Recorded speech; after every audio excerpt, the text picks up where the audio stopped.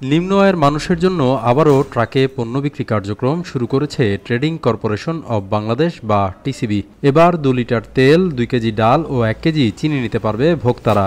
প্রায় 2 মাস বন্ধ থাকার পর আজ রোববার থেকে মাসব্যাপী এ কার্যক্রম শুরু করল সংস্থাটি।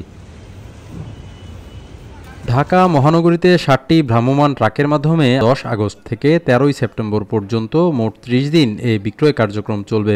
এছাড়া চট্টগ্রাম মহানগরী, গাজীপুর মহানগরী, কুমিল্লা মহানগরী এবং ঢাকা জেলার উপজেলাগুলো সহ কুমিল্লা, ফরিদপুর, পটুয়াখালী ও বাগেরহাটে ভ্রাম্যমাণ ট্রাকের মাধ্যমে পণ্য বিক্রি করবে টিসিবি। এসব মহানগরী ও জেলায় 10 থেকে 31 আগস্ট পর্যন্ত শুক্রবার বাদে মোট 19 দিন পণ্য বিক্রি করা হবে। এদিকে দীর্ঘ সারিতে দাঁড়িয়ে টিসিবির পণ্য নিতে অপেক্ষা সুবিধাভোগীদের।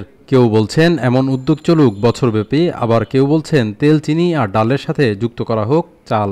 স্বল্প আয়ের মানুষ আমরা যদি সারা বছর টিসিবির মাল পাই তাহলে আমাদের জন্য অনেক সুবিধা হয়। অনেক টাকা বাঁচলে আমরা হেঁটে দিয়ে আর একটু বাজার খাইতে পারি। আনি চিনি বাদ দিয়ে যদি চাল দিত তাহলে ভালো হইতো। তেলের দামটা বেশি নিতেছে, একটু 2 থেকে 3 ঘন্টা লাগে যেতেছে, একটু সুবিধা হইতো। যারা মধ্যবিত্ত পরিবার মনে করেন তাদের একটু সুবিধা, টাকা একটু কম লাগতেছে। মালটা তো ঠিক মতনই আনা হয়েছে, মালটা হলো প্যাকেট করতে হয়, আইনা প্যাকেট করে তারপর দিতে হয়। এটা তো 50 কেজির বস্তা, এটা আমার 1 কেজি 2 কেজি প্যাকেট মাপতে হয়, মাপার পর তারপরে দিতে হয় তাদেরকে।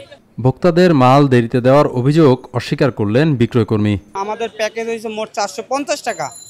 আপনার 2 কেজি ডাল হয়েছে 140 টাকা, আর 1 কেজি চিনি হয়েছে 80 টাকা, আর তেল হয়েছে 260 টাকা, 30 টাকা, 230 টাকা। মোট প্যাকেজ 450 টাকা। তা আমরা এখানে আসছি 11:30টায়।